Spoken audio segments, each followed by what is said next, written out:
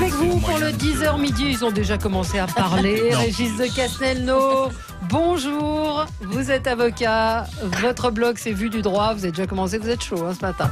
Membre de la rédaction de Causeur, bonjour. Judith Weintraub, grand reporter au Figaro Magazine, bonjour. Bonjour Valérie. Arnaud Benedetti, professeur à la Sorbonne, spécialiste en communication politique, rédacteur en chef de la revue Politique et Parlementaire. Et vous avez publié Le progrès est-il dangereux chez Humain Science. Bonjour. Bonjour Natacha Ami, conseiller en communication. Bonjour à vous également, merci d'être là. On va parler des coupures d'électricité. Qu'en pensez-vous? Est-ce bien raisonnable de couper l'électricité ou le gaz à Nantes? J'ai entendu des gens qui sont à Nantes qui n'ont pas de gaz, donc pas de chauffage depuis 3 jours, voire 4 jours.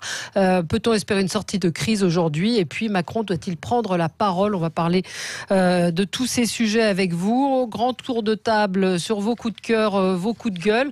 Je vais juste vous signaler quand même la réapparition de la France Insoumise sur CNews. Vous vous souvenez que la France Insoumise s'était indignée de la présence d'Éric Zemmour en disant plus jamais personne n'ira sur cette chaîne tant que Éric Zemmour y est. Eh bien Alexis Corbière y était avant-hier, donc force est de constater. C'est bien d'avoir guetté. Voilà. J'avoue que j'avais oublié. Je n'ai pas guetté.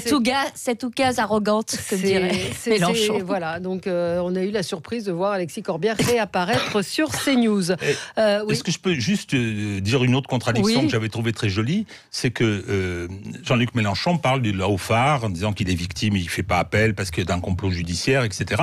Je pense qu'il a raison. Mais ça n'a pas empêché les 4 députés d'écrire au procureur, très respectueusement au procureur de Paris, qu'il dénonce par ailleurs, pour lui demander de poursuivre Finkielkraut après son 2e degré. Je ne sais pas si vous vous rappelez ça. Oui. Je veux dire, on est dans le pataugeage de tout total. Je viole ma femme tous les soirs. Voilà. Oui. On est dans vraiment la pauvre France Insoumise. Arnaud, on va commencer avec vous. C'est ce qui est le plus loin de l'actualité. Oui, c'est le plus loin. C'était il y a 55 ans. C'était l'entrée du corps, enfin des cendres de Jean Moulin au Panthéon, et ce discours absolument faramineux, hallucinant. Alors on va l'écouter. C'est toujours.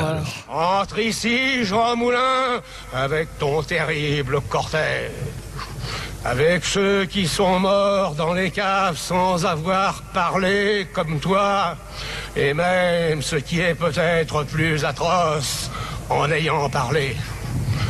Entre ici, Jean Moulin, cette phrase, et c'est vrai que ça vaut le coup de réécouter. Le texte est magnifique, c'est un texte extraordinaire. Et la déclamation est tout à fait extraordinaire. C'était en plus un mois de décembre, il faisait froid, on a De Gaulle qui est derrière Malraux, il y a toute une mythologie qui reste debout tout le discours. Et puis bon, c'est quand même l'hommage à celui qui était le chef du peuple de la nuit, pour reprendre la formule de Malraux. Jean Moulin, préfet résistant, préfet qui refuse de servir Vichy et qui va être, faut-il le rappeler, le grand organisateur de la résistance, avec un autre homme aussi qui est rentré récemment au Panthéon, qui est Brossolette, qui lui avait réorganisé les réseaux de résistance dans le Nord, dans la France occupée, ce qui était là aussi une prouesse héroïque dont on ne mesure plus aujourd'hui ce qu'elle constituait dans la France occupée. Donc à une période où finalement l'héroïsme est parfois célébré pour des petites choses, il est bon de rappeler quels furent les vrais héros. Jean Moulin en était un. Il n'était pas le seul, et cette période de la résistance reste quand même une période absolument extraordinaire dans l'histoire de France. 55e anniversaire donc de l'entrée de Jean Moulin au Panthéon et Willy Revelli qui était... Juste un dernier point, et rappeler que l'année prochaine c'est une année de Gaulle, puisque ça sera le 80e anniversaire de l'appel du 18 juin, le 130e anniversaire de sa naissance et le 50e anniversaire de sa mort. Et j'en profite pour dire que la revue Politique et Parlementaire consacrera un numéro à De Gaulle. D'autant plus qu'on a une vieille histoire avec De Gaulle, nous, la revue Politique et Parlementaire. Il faut aller sur l'INA, on a le discours intégral. Et c'est assez étonnant parce que De Gaulle est debout comme ça et il dit à Chaban, qui est donc le président de l'Assemblée, il lui dit « ça prend ». C'est très familier comme ça. Il est droit comme tout. On parle de la résistance et à côté il y a Georges Pompidou qui regarde ses chaussures parce qu'il n'a pas été trop engagé pendant cette période. Il y a une image fantastique de ce discours magnifique. Et alors, Willy Revelli, qui était notre invité média tout à l'heure, nous racontait qu'il était allé au Panthéon hier. Alors, ça concerne évidemment les Parisiens, mais que régulièrement, on peut visiter le Panthéon la nuit, sans éclairage, sans lumière. Je ne sais pas si vous le savez, si vous l'aviez fait. Je pense que ça doit être quelque chose d'assez intéressant. Revenons à des choses un petit peu plus concrètes avec vous, Natacha. Un coup de gueule. Oui, alors là, évidemment, c'est pas tout à fait au même niveau que votre coup de cœur. Je reviens bassement terre à terre à ce que l'on vit aujourd'hui, et c'est pas forcément le meilleur de ce que la France peut faire. La décision qui a été annoncée hier de supprimer les trains avec accompagnement pour les enfants, et c'est quand même assez triste de se dire que les enfants vont être les sacrifiés de ces grèves. C'est tous ces enfants qui étaient qui voyageaient seuls avec un accompagnant de la SNCF. On a quand même une société qui a banalisé les gardes partagées des enfants, les divorces, et donc tous ces enfants qui sont, et j'entendais des témoignages en effet assez poignants de parents qui ne voient pas souvent leur enfant, et de se dire que pour le Noël, le parent et l'enfant vont être privés de ces retrouvailles familiales. C'est quand même, pour une fête qui est celle de la famille et des enfants, une nouvelle fois une très belle contradiction, et ça montre qu'on est aussi capable, après nous avoir évoqué le meilleur, le pire. Mais hier, je crois que vous vouliez aussi le souligner, Judith Weintraub sur LCI, secrétaire fédérale de CGT Énergie, rigolait quand on lui parlait des hôpitaux victimes de coupures de courant et assumait la CGT dans le basculement dans l'illégalité. Mais on va en reparler. Vous aussi, ça concernait la grève, Judith? Oui, tout à fait. Vous savez que, vous ne savez pas, je vous l'apprends, que Valérie Pécresse, présidente de la région Île-de-France, a demandé ce matin le remboursement intégral de tous les abonnements des voyageurs SNCF Île-de-France et RATP qui subissent les grèves depuis maintenant 15 jours. Et la réponse de la SNCF Île-de-France est extraordinaire. Elle a dit: oui, d'accord, on y réfléchit, on va mettre ça en place, mais uniquement pour les passagers qui ne sont pas sur les lignes où le service minimum est assuré. Or, comment on va le au prouver ? cas où nos auditeurs l'ignoreraient encore, le service minimum n'existe pas en France. Alors je trouve ça n'existe pas en France et existe partout ailleurs. J'ai fait un papier que je me permets de vous recommander dans le Figaro Magazine du week-end dernier, où vraiment je fais le tour. On est les seuls à n'avoir aucun service minimum. Si, il y a aussi l'Allemagne et le Danemark qui n'ont pas de service minimum, pour la bonne raison que là-bas, les agents publics, les fonctionnaires n'ont pas le droit de grève en contrepartie à l'emploi à vie. Donc qu'on arrête de raconter des fariboles. On n'a pas le service minimum et ça ne doit pas servir de prétexte quand ça arrange la SNCF ou la RATP. 15e jour de grève, Valérie Pécresse estime en effet que la moitié du pass Navigo était inutilisable, et elle estime à 100 millions d'euros le coût pour ces 2 semaines de perturbations. Donc, puis comment vous évaluez que vous prenez telle ligne ou telle ligne? Oui, et puis en plus, ça me paraît compliqué. En plus, la communication de la RATP est assez éloignée de la réalité, parce qu'en fait, il y a 2 lignes qui fonctionnent, et les 2 automatiques. Oui. Ils vous disent que la 8 et la 9 fonctionnent, toutes les stations sont grillagées, donc interdites d'accès c'est dans le centre de Paris,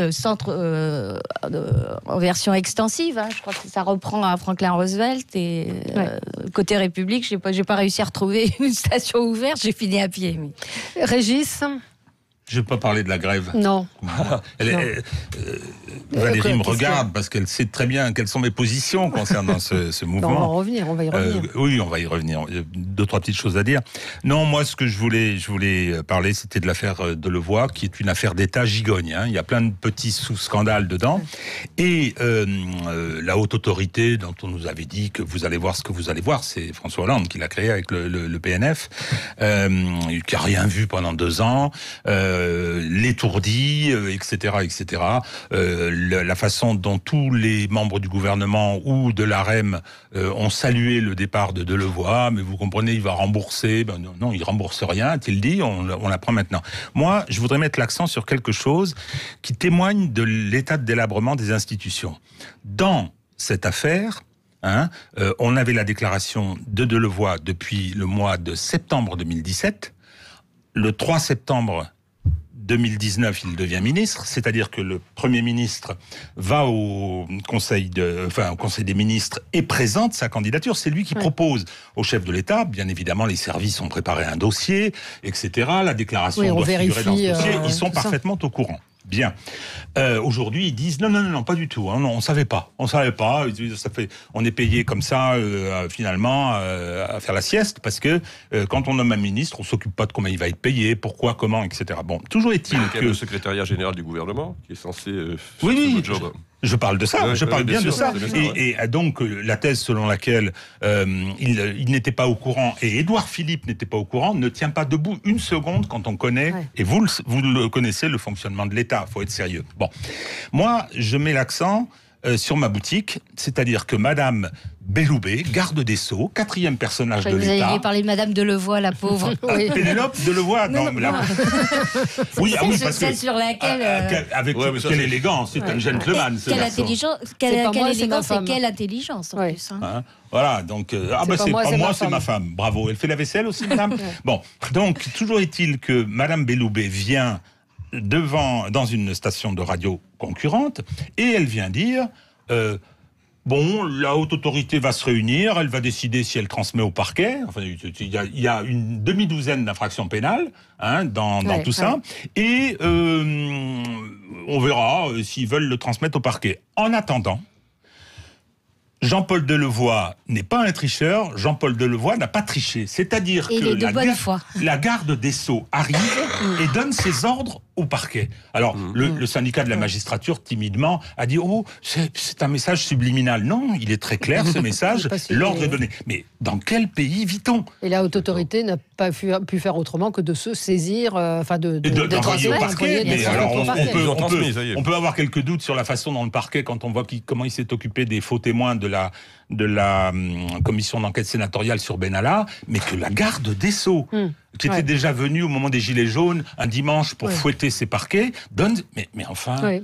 Arnaud Benedetti sur cette affaire qui a été assez mal gérée depuis le départ. À l'excellent Figaro Vox, aux questions de l'excellent Figaro Vox sur le sujet. Moi, je suis sidéré par la stratégie de communication qui a été celle du gouvernement dans cette affaire précédant, notamment la démission de Delevoye. Il y avait quand même quelque chose qui était évident et qui était juridique, qui était constitutionnel. L'article 23 de la Constitution dispose qu'un ministre ne peut pas, on peut pas cumuler une fonction ministérielle et un emploi. Et vous rajoutez à cela l'article 5 de la Constitution, le président de la République et le garant du respect de la Constitution. Donc à partir de là, la mécanique institutionnelle était implacable. Et pendant 3 jours, nous avons eu des ministres, des parlementaires de la République En Marche qui se sont baladés sur tous les plateaux de télévision, nous expliquant 7 jours, pardon, excusez-moi, qui nous expliquant que finalement circuler, il n'y avait rien à voir et que M. Delevoye était de bonne foi. Mais attendez, M. Delevoye, il a 30 ans de vie politique. Il a été 2 fois ministre. Vie politique. Il a été président du Conseil économique et social, qui doit être le 4e ou 5e personnage de l'État.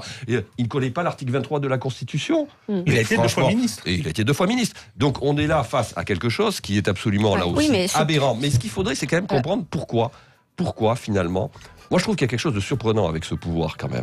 C'est qu'il s'autorise des choses qu'aucun de ses prédécesseurs ne se serait autorisé. Alors, moi, je pense qu'il y a une explication. C'est qu'ils ont eu tellement le succès facile, que tout a glissé, que même la crise des Gilets jaunes a glissé, qui se sont autorisés, d'une certaine manière, à ce type de comportement, et c'est un vrai problème en termes de fonctionnement. Ou de l'amateurisme, c'est-à-dire de ne pas avoir de sens politique. Ouais, sur la communication, ici, on l'a dit lundi ici même, c'était Sophie de Menton, je crois, qui disait c'est une affaire Benalla. S'il ne s'en débarrasse pas très vite, donc il y a un problème de sens politique. C'est toujours la même chose. Le pire de l'ancien monde avec le pire du nouveau monde. On marque une petite cause. Non, il n'y a pas de juste. On revient. On est là tout de suite après. On va dire un mot sur les municipales parce que figurez-vous qu'il y a un guide qui est donné aux candidats aux municipales qui s'appelle les municipales pour les nuls. Regardez.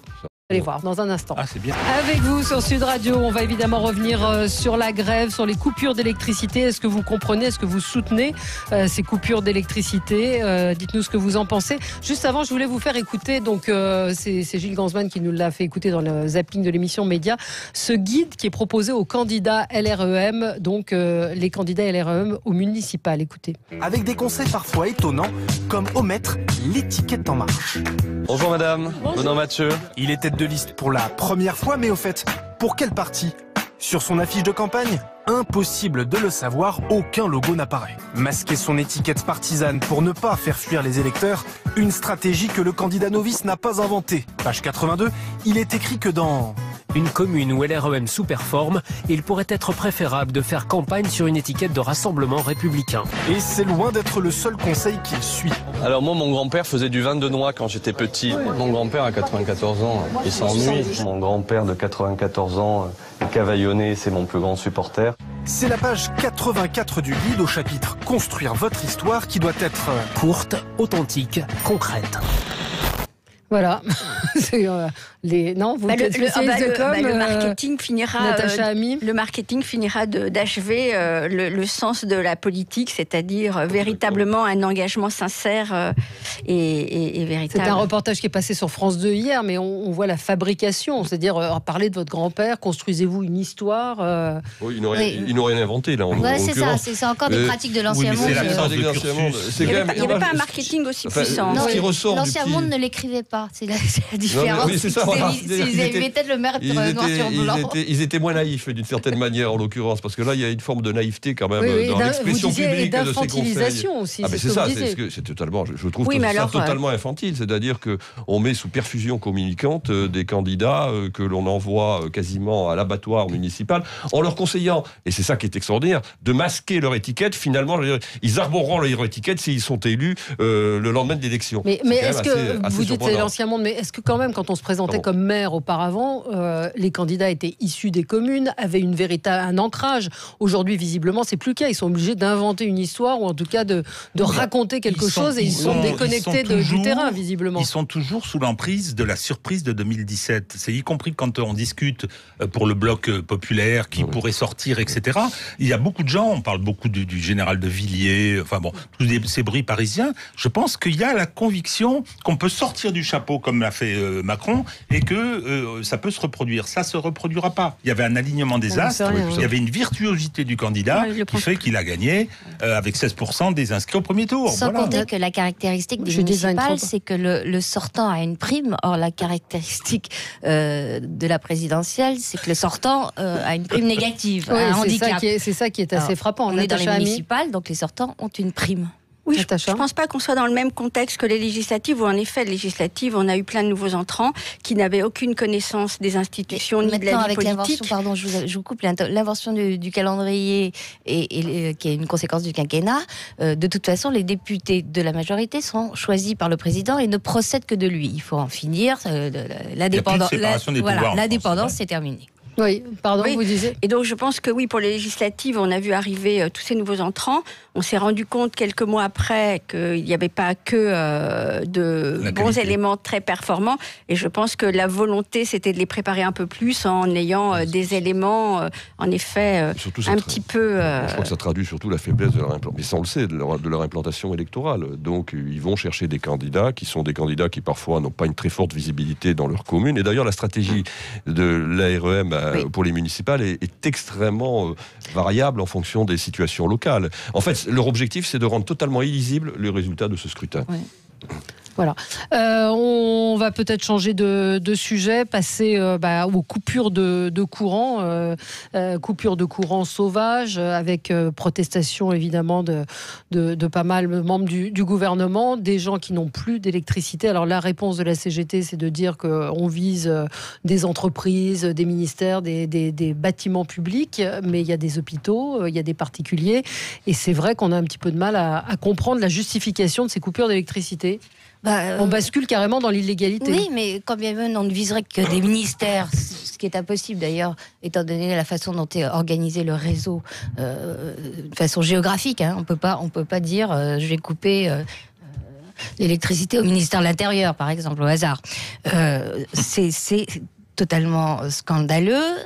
Illégal, le comportement de Philippe Martinez, secrétaire général de la CGT, qui se débrouille pour faire comprendre qu'il soutient parfaitement ces coupures illégales, sans jamais, je parle sous le contrôle de Régis, se mettre en contravention directe avec la loi, puisqu'il ne prononce pas le mot « je soutiens ».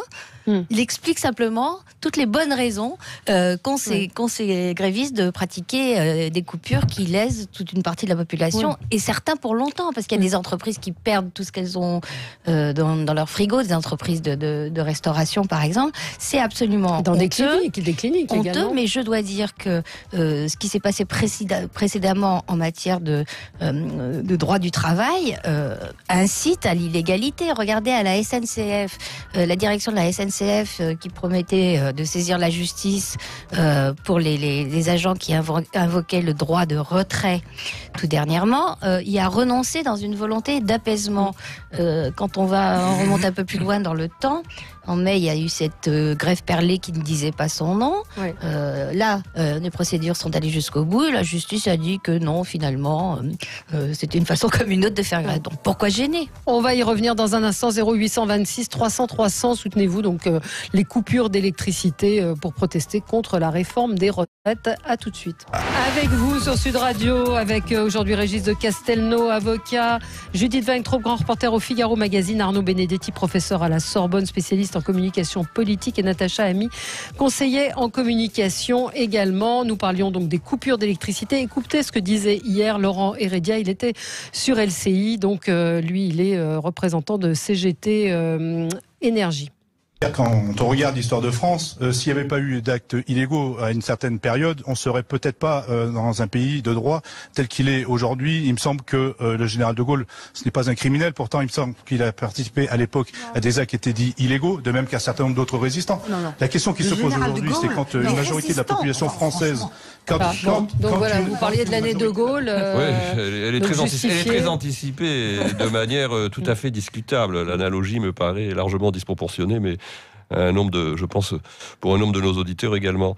Non, mais ce qui est très surprenant dans ces actes, au-delà de leur illégalité, c'est que, si vous voulez, c'est une erreur tactique, je pense, en tout cas des militants de la CGT, parce que aujourd'hui, aussi surprenant que cela puisse paraître, mais ils bénéficient d'un soutien qui est non négligeable de l'opinion publique. Ce type d'action, c'est le type même d'action qui peut tout simplement retourner l'opinion publique contre eux. Donc, c'est une bêtise, c'est une radicalisation, et ça ne sert pas évidemment leur cause, mais ça, je crois, chacun s'accordera à le reconnaître. Nos auditeurs sur Facebook sont tout à fait d'accord avec ces coupures, soutien. De toute façon, les services publics ont des groupes électrogènes.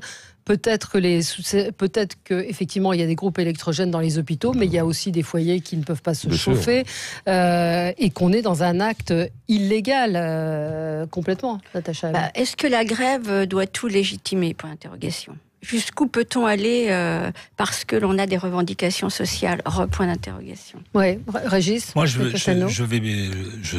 soutiens la grève, je soutiens le mouvement contre cette réforme. Je pense que ça s'inscrit dans quelque chose de plus large. Donc, les Français se cabrent contre toute une série de choses. C'est la mise en œuvre de la feuille de route d'Emmanuel Macron. C'est vrai que tactiquement... Démocratiquement élu ? Non. Ah bon ? Ah non. Donc moi j'ai mis le doigt là. Valérie sait qu'il y a eu un coup d'état judiciaire, etc. Voilà. Non. Si ça avait été démocratique, on le saurait. Il n'y a pas eu de coup d'état quand même. Si, il y a eu toute une opération, sans violence, mais toute une opération médiatique, financière, etc.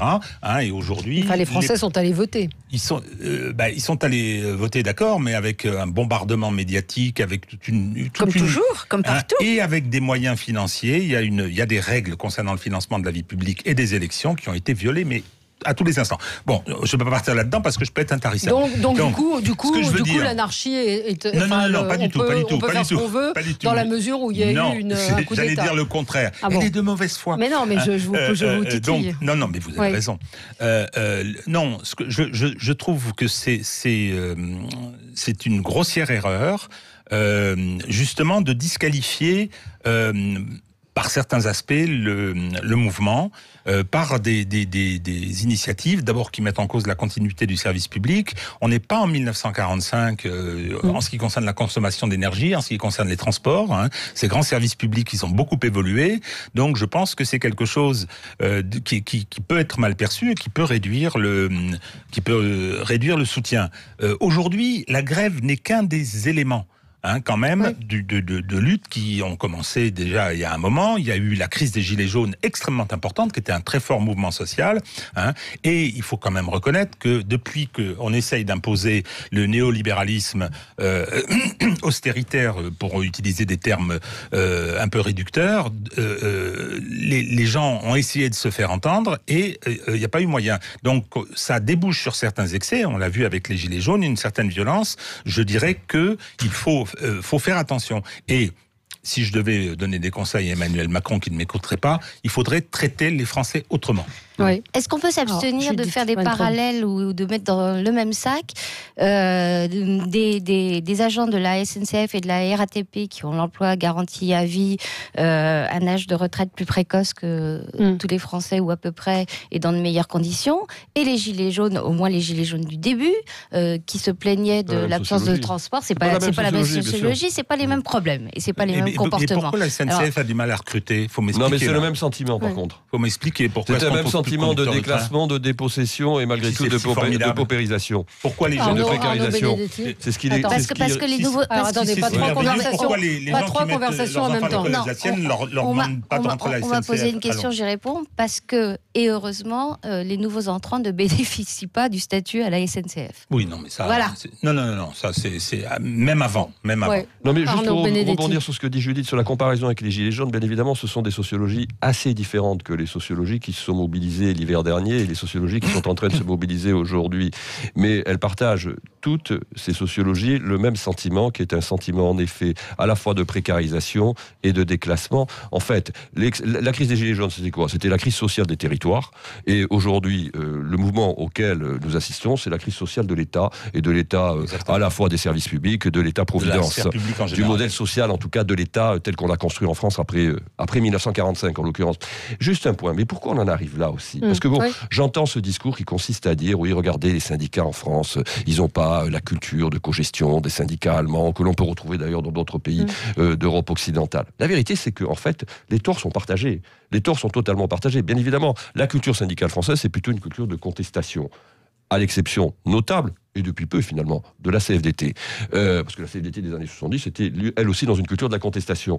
Mais il faut voir aussi le fonctionnement de l'État en France. On a un État vertical, on a un État centralisateur, on a un État où les droits du Parlement finalement sont extrêmement restreints et réduits. Donc nous n'avons pas, si vous voulez, la configuration institutionnelle dans ce pays qui permet véritablement d'établir une véritable cogestion entre les partenaires sociaux et les pouvoirs publics. Donc il y a, j'allais dire, deux racines fondamentales aujourd'hui à la situation dans laquelle on se retrouve. Cette incapacité finalement de l'État en France de secréter ses propres contre-pouvoirs, et évidemment mécaniquement une culture qui est plutôt une culture contestataire, qui est la culture des syndicats. Oui. Natacha Amier, vous partagez? Oui, je partage. Ouais. On a Jean de Longjumeau qui est en ligne avec nous. Bonjour Jean. Oui, bonjour. Qu'est-ce que vous vouliez nous dire? C'est excellent, il y a plein de choses qui sont vraies, Alexandre. Effectivement, j'ai bien aimé le monsieur, le coup d'état médiatique qu'on s'est tapé aux élections présidentielles. Donc maintenant, évidemment, comme il y a eu un coup d'état médiatique, parce que Fillon, il a pas piqué de pognon, il a utilisé ce que les propres députés se sont votés pour eux-mêmes. Et donc aujourd'hui, je pense que si vous alliez gratter, vous verriez que les députés, les sénateurs emploient toujours leur famille, mais ils se prêtent. Moi, je te prends mon beau-frère, moi, je te prends ma belle-sœur. Donc, pour ce qui est de là, je trouve qu'on est dans une pétoire, une pétoyade extra, je sais pas comment appeler ça, mais franchement, les restaurateurs. Vous êtes restaurateur, oui, Jean. On est sur Paris, ils sont vraiment à 70-80% de chiffre d'affaires en moins. Vous vous rendez compte, c'est conséquent. Le mois de décembre, c'est quand même un mois extraordinaire. Et ces abrutis de la CGT, est-ce qu'ils réfléchissent un peu qu'en 14-18, ils ont été capables de faire une trêve sur un champ de bataille, et que là, ils sont pas capables sur un sujet comme ça, qui aurait dû être traité en 95, et comme les Français veulent pas traiter les sujets, ils mettent la tête dans le sable, et ils attendent de voir si on va continuer à casquer. Et aujourd'hui, l'addition, il faut la payer. Alors ça tombe sur la tête à Macron, ça, je pense que ça ferait tomber sur la tête aux autres. Parce que Chirac a rien fait. Donc vous dites quoi? Que cette réforme, il faut la faire? Il faut forcément faire une réforme, il n'y a plus de pognon dans les caisses, les Français, il faut qu'ils comprennent qu'à un moment donné, alors déjà, il y a des gens, moi j'entendais ce matin, les sénateurs perçoivent 3 500 € par mois de retraite. Mais quand on voit d'un agriculteur, un pêcheur, enfin des gens qui ont une infirmière, des gens qui ont des travaux réellement pénibles, un sénateur, ça sert à quoi? À rien, à strictement rien. 3 500 € par mois de retraite. Mais à un moment donné, il faut pas s'étonner que le pays va exploser. Avec des disparités pareilles sur des gens qui ne servent à rien, alors qu'on a besoin d'infirmières, d'agriculteurs. La France, c'est le pays où la redistribution. Alors, Judith va vous répondre. Non, juste pour info, la France est le pays où la redistribution sociale diminue le plus les disparités. Le pays du monde. C'est un nivellement par le bas, ça sert à quoi? C'est un amortisseur. Pardon, c'est un amortisseur. C'est un amortisseur. Le modèle social français a amorti les chocs des différentes crises qu'on a connues depuis 40 ans. C'est une réalité. Et il a été conçu pour ça. Jonathan est en ligne avec nous. Bonjour Jonathan. Oui, bonjour. Bonjour. Vous vouliez nous parler, vous, des coupures d'électricité ? Oui, parce que ce que j'ai entendu tout à l'heure, ça me laisse un petit peu sans voix. Comment est-ce que vous pouvez dire sur une radio que les coupures d'électricité sont graves pour les hôpitaux ? Vous vous doutez bien qu'ils ont tous quand même des centres de relais avec des groupes électrogènes. Imaginez-vous, sinon, à chaque coupure EDF, le nombre de morts qu'il y aurait. Je pense que c'est vraiment instaurer de la peur et faire en sorte que les gens ne soutiennent pas ce mouvement, juste en leur mettant de faux arguments sous les yeux. C'est pas des faux arguments. Oui, il y a des groupes électrogènes. On a une auditrice là, qui nous a appelé, on l'a perdue, mais qui raconte qu'elle est sous assistance respiratoire. Un appareil qui est branché. Alors j'ai vu qu'il y en a qui me disent oui, il y a des piles, etc. Mais il y a on parle pas. C'est en général. Il y a eu des cliniques de toucher, il y a eu des hôpitaux, il y a des particuliers, il y a les pompiers. Donc voilà, c'est pas une histoire de faire peur aux gens. C'est un acte. Vous trouvez, vous, que c'est tout justifie la lutte contre cette réforme? Alors non, alors déjà, c'est pas forcément que tout justifie. Après, je pense juste qu'il faut mesurer les propos. J'ai travaillé aussi dans les hôpitaux et je sais très bien que s'il y a une coupure d'électricité, il y a tout ce qu'il faut pour tenir pendant des heures et des heures. Et encore heureux. Mais c'est même pas. Enfin, l'hôpital, j'ai envie de dire, c'est c'est pas dire oh là là, attention les hôpitaux, c'est en général, c'est couper le chauffage à Nantes, c'est couper l'électricité dans des foyers à des gens qui n'ont rien demandé et qui parfois vont se retrouver dans des situations compliquées. C'est le principe même de ça. Je comprends. Après, je vous dis, je soutiens pas forcément cette méthode-là. Après, ce que je soutiens par contre, c'est que effectivement là, les gens, ils vont peut-être être embêtés pendant 2-3 heures. C'est pas 2-3 heures, il y a des gens à Nantes, ça fait 4 jours qu'ils n'ont pas de chauffage à Nantes. 4 jours qu'il n'y a pas de gaz. Pendant combien d'années vont-ils être embêtés si leurs retraites sont touchées ? Oui, enfin ça c'est l'argument effectivement qu'on entend des syndicats. Oui, parce que je veux dire la plupart des avantages dont on bénéficie dans ce pays, il a fallu que les syndicats ils les cherchaient avec les dents, parce que depuis le 19e siècle, rien n'a jamais été donné. Non, ce que je voudrais dire aussi, c'est quoi la grève ? La grève, c'est un arrêt de travail concerté qui a été interdit jusqu'à la fin du 19e siècle, et il faut que ça coûte de l'argent au patron.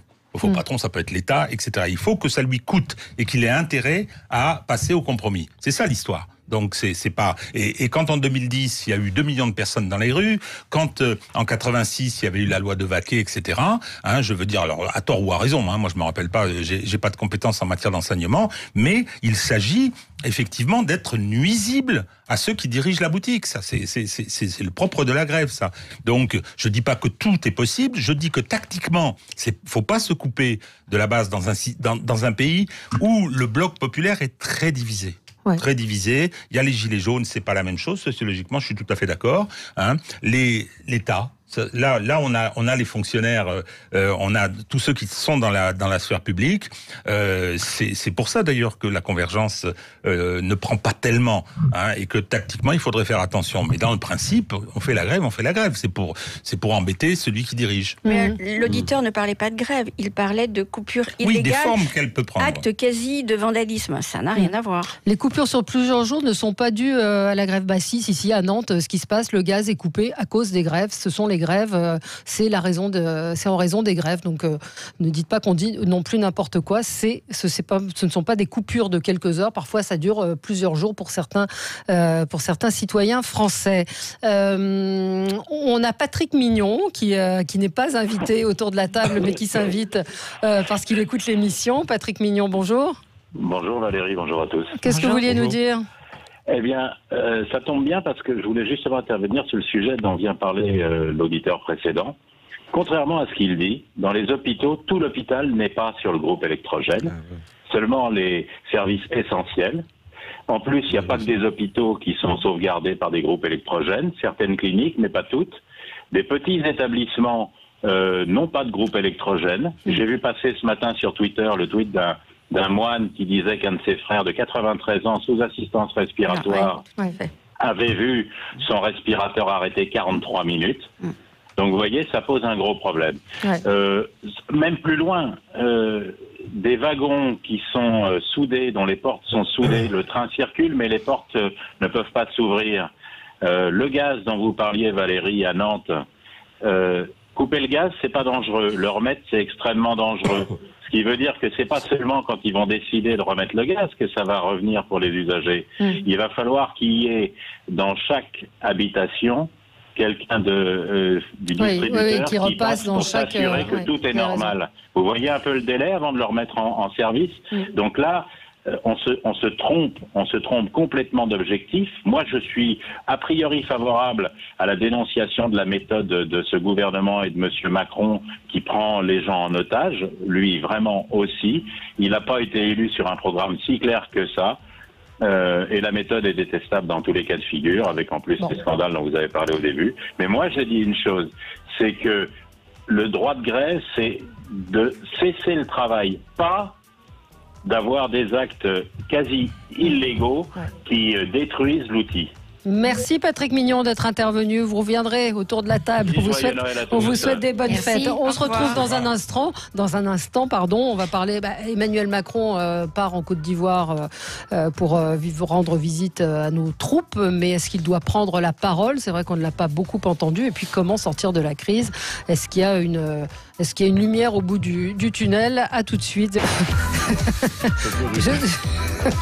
Pardon, je vous dis tout ce qui se passe. On a écouté la chanson de VG Dream, donc celui qui accompagne Emmanuel Macron en Côte d'Ivoire et qui a effectivement des paroles, donc qui est un rappeur, DJ, qui a des rapports, des chansons tout à fait édifiantes. D'ailleurs, on vous en a passé un extrait puisque c'est les manifestants, les grévistes CGT avaient traité de suceurs de bite ceux qui ne respectaient pas la grève.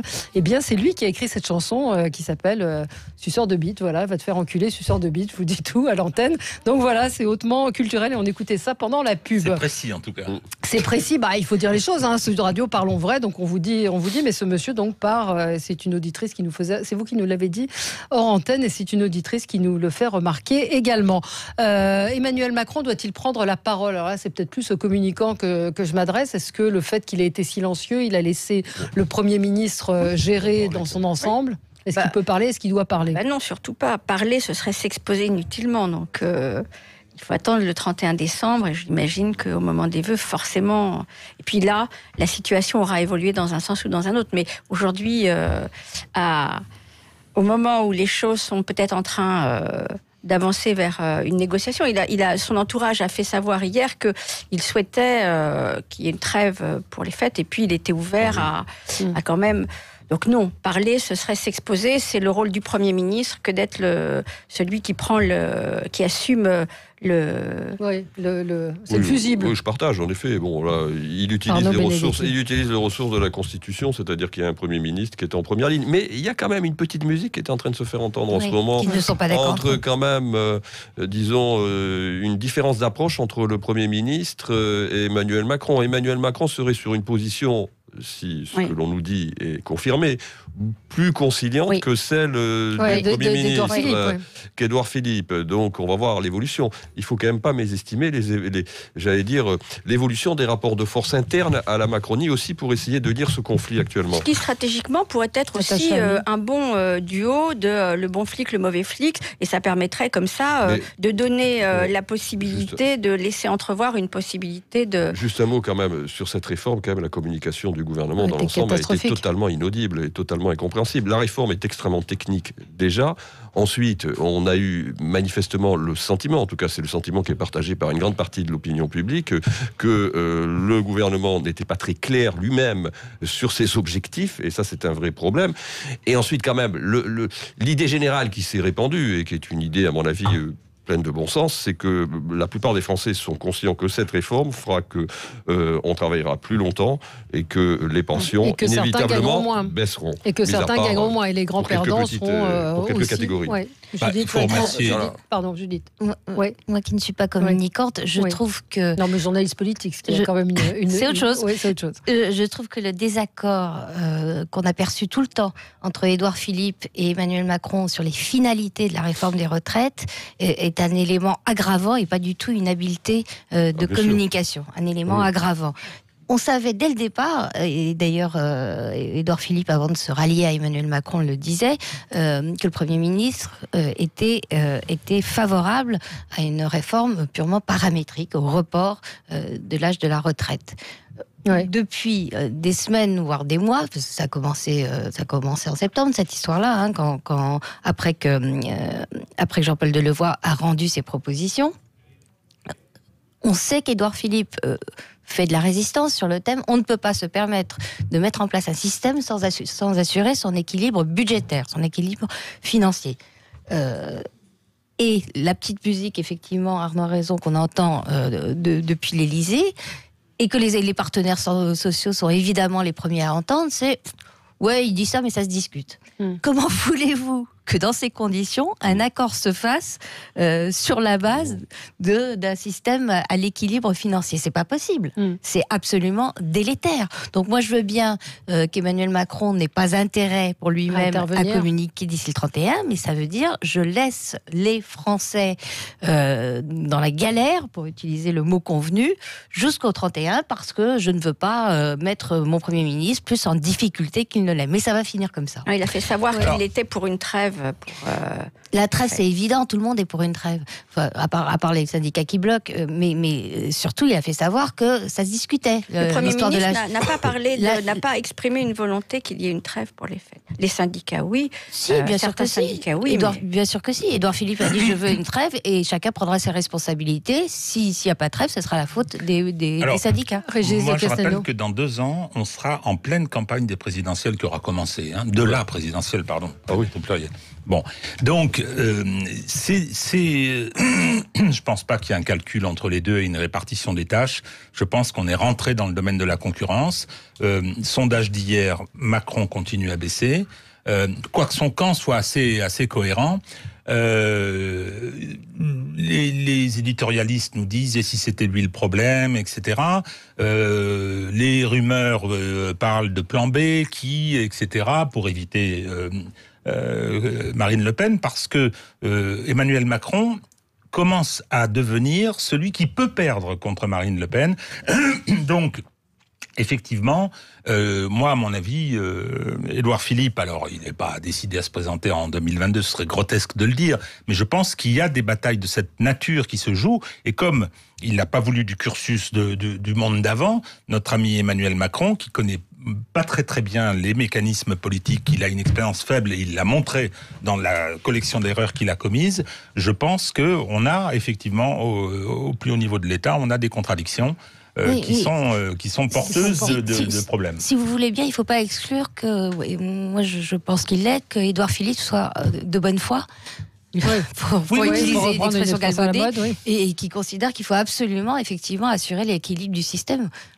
Non, mais il est sur cette ligne. Le problème est autant celui de Macron que celui de Philippe, dans l'histoire. C'est un jupéiste, dans l'école dont il sort. Il est, je pense, en contact plus qu'on ne l'imagine avec Bercy. Non, parce que Bercy tire dans l'autre sens, bizarrement. Rappelez-vous, Gérald Darmanin, qui est le ministre des Comptes Publics, a été le premier à parler aussi ouvertement de suivre à conseiller de ne pas suivre une bête logique budgétaire, ce qui était hallucinant dans les... Darmanin n'est pas le représentant de l'inspection générale des finances, je doute de ça. Non, mais par contre, Emmanuel Macron, si. Il en vient. Non, mais c'est intéressant parce que la vérité, c'est que Emmanuel Macron n'a jamais été favorable à l'âge pivot. De toute façon. Et c'est ce qu'il avait dit pendant toute sa campagne. Il l'a dit toujours assez clairement là-dessus. Et celui qui a réintroduit, en effet, c'est Édouard Philippe. Mais est-ce que c'est pas, enfin là on n'a pas le temps parce que l'émission se termine, mais un auditeur ou une auditrice nous dit l'âge de 64 ans c'est un pare-feu pour faire passer la retraite à point. C'est-à-dire qu'à partir du moment où ils auront cédé sur les 64 ans, le reste passera. Non, parce que mettre l'âge d'équilibre à 64 ans, c'est ce qui a mis le feu aux poudres. Oui, c'est ça. Je vois pas du tout l'intérêt. Bah oui, mais ça permet de faire passer le reste. C'est-à-dire on cède sur le 64 ans, mais le reste passera plus Merci facilement. à François Fillon, en tout cas, de cette belle intervention devant les patrons quand il pensait qu'il allait être président de la République. Beaucoup de gens le pensaient, et qui disaient la retraite à points, c'est le moyen de faire baisser les retraites. Aucun homme politique ne veut le dire. Lui, il l'a dit, mais alors là, la vidéo est ressortie. Et je pense que ça, elle a fait des dégâts considérables, celle-là. Et Dominique nous dit, les carottes sont cuites. Voilà, ce sera le mot de la fin. Merci à vous, merci aux auditeurs de Sud Radio.